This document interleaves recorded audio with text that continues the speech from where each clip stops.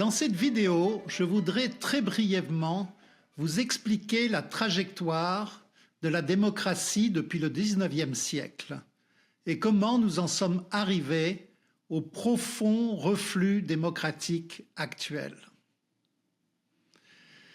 La démocratie, historiquement, se propage dans le monde par vagues. Chaque vague étant suivie d'un reflux, exactement comme les océans. Cette idée a été proposée et démontrée d'ailleurs par le fameux universitaire américain Samuel Huntington dans un de ses derniers livres. L'ouvrage s'intitule « The Third Wave, Democratization at the End of the 20th Century », la troisième vague, la démocratisation à la fin du XXe siècle en français. Selon lui, la première vague a commencé au début du XIXe siècle et s'est propagée jusqu'à la moitié du XXe siècle. Elle a vu la mise en place des démocraties libérales en Occident, y compris en Amérique latine. Elle est suivie par un fort reflux avec la montée des fascismes qui a culminé dans la Seconde Guerre mondiale. Une seconde puissante vague voit la consolidation des démocraties en Europe et la décolonisation. Celle-ci a été à son tour arrêtée par la guerre froide et a vu la multiplication des régimes autoritaires. Ils étaient établis à gauche pour s'assurer de la victoire du marxisme et à droite afin de bloquer cette avancée et soutenir l'internationalisation du capitalisme libéral. La troisième vague, elle, a commencé vers la fin des années 70 pour culminer avec la chute du mur de Berlin et s'étendre rapidement partout dans le monde. Les pays du bloc socialiste ont presque tous adopté des régimes démocratiques durant cette période, ou semi-démocratiques. Le régime de l'apartheid s'est effondré en Afrique du Sud. Des pays comme la Corée du Sud, Taïwan, l'Indonésie sont également devenus démocratiques. Et finalement, tout cela s'est terminé avec le printemps arabe qui a secoué les régimes autoritaires au Moyen-Orient et en Afrique du Nord. L'euphorie était à son plus haut niveau. Larry Diamond, le grand politiste américain, qualifie cette période de Big Bang de la démocratie. Le philosophe Francis Fukuyama publie en 1992 son livre phare, et très controversé d'ailleurs, La fin de l'histoire et le dernier homme.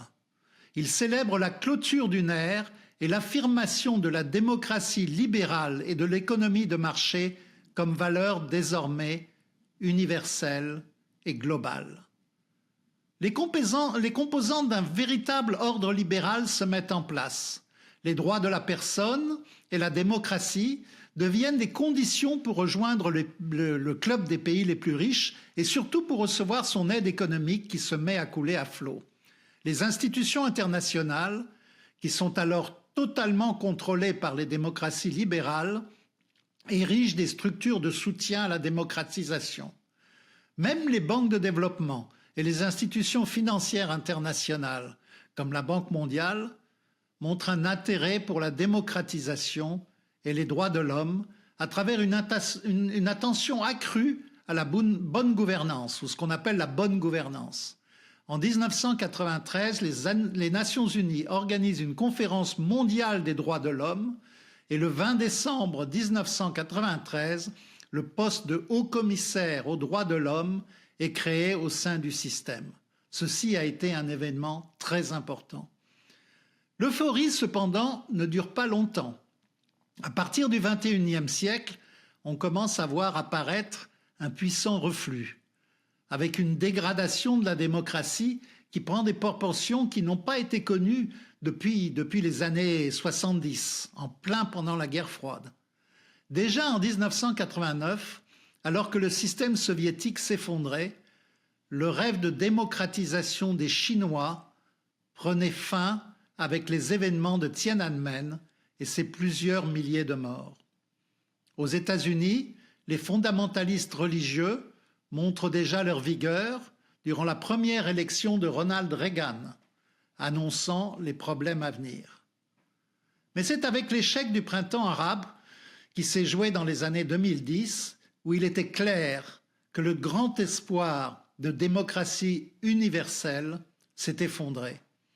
Il ne faisait aucun doute à cette époque que l'on entrait dans une ère de profond reflux.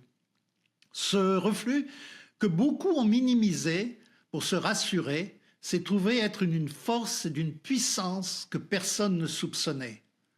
Aujourd'hui, les vieilles démocraties libérales sont également menacées et de l'intérieur, comme elles ne l'ont jamais été depuis la Seconde Guerre mondiale. Le Big Bang s'est rapidement transformé en un trou noir. Ce qui est intéressant, c'est que l'on voit des dynamiques très différentes à l'origine de cette dégradation démocratique. La nature et les conditions de l'émergence de régimes autoritaires, comme nous l'avons montré dans notre vidéo précédente, varient beaucoup d'un pays à l'autre, voire d'une région à l'autre. Les raisons d'un retour à l'autoritarisme en Russie n'ont rien à voir avec les raisons qui ont provoqué l'échec du printemps arabe ou avec les événements de Tiananmen, ni avec les tendances autoritaires d'ailleurs qui apparaissent au sein du Parti républicain aux États-Unis. Tous ces déclins ont des racines qui s'étendent loin dans le tissu historique de chacun des pays ou des régions concernées. Alors comment expliquer que cette dégradation de la démocratie semble se produire comme la chute en cascade d'un jeu de dominos? Ceci pour utiliser une analogie qui a été beaucoup pratiquée pendant la guerre froide. Il y a essentiellement deux grandes raisons. La première est que la progression de la démocratie à la fin du siècle dernier s'appuyait sur une architecture internationale très puissante qui était largement contrôlée et développée par les pays occidentaux et surtout les États-Unis et les Européens. Ces pays mettaient aussi une pression considérable à travers des sanctions et même des actions militaires pour que les autocraties s'effondrent. Cela a joué un rôle bien plus considérable que beaucoup ne le pensent dans la progression de la démocratie. Rapidement, cependant, la Chine, puis la Russie ont activement cherché à éroder ce système et ils ont cherché également à systématiquement bloquer toutes les initiatives internationales portant sur la promotion de la démocratie. La guerre contre le terrorisme, qu'on appelle « The War on Terror », qui a suivi les attentats du 11 septembre 2001, ont aussi sévèrement érodé cette priorité internationale. Mais aussi, malgré leurs grandes différences idéologiques, les régimes autoritaires à travers le monde ressentent le besoin aujourd'hui de se serrer les coudes. Cela se traduit par une coordination, voire une coopération de plus en plus sophistiquée et effective entre les gouvernements pour affaiblir les démocraties occidentales. On pense par exemple à la relation entre la Russie et la Chine, qui pourtant ont des intérêts sur le plan économique très différents. Elle reste encore relativement opportuniste, mais s'affirme de plus en plus au grand jour, en particulier dans les relations aussi entre la Russie, la Chine et l'Iran. Ce qui toutefois a véritablement mis fin aux pressions internationales pour promouvoir la démocratie sont les deux épisodes du Trumpisme au pouvoir aux États-Unis. Le gouvernement américain a alors dénoncé, au grand étonnement de toute l'architecture internationale, pour la promotion de la démocratie comme étant anti-américaine. Jamais on n'avait vu les États-Unis, depuis sa création, aussi ouvertement critiques des valeurs démocratiques internationales. Mais il y a une deuxième raison pour la dégradation démocratique dans le monde. Et c'est le doute qui progresse parmi les populations des pays libéraux occidentaux et de beaucoup d'autres sur la valeur des institutions démocratiques et leur capacité de promouvoir des agendas qui leur sont favorables. Ce doute a non seulement augmenté, mais il s'est développé, comme nous l'avons vu dans notre vidéo précédente, en même temps qu'une progression importante des insatisfactions et des mécontentements, de la solitude et d'un sentiment profond de dégradation sociale et même culturelle. C'est principalement sur cela que mon ouvrage porte et nous aborderons ces questions dans les 5 prochaines vidéos.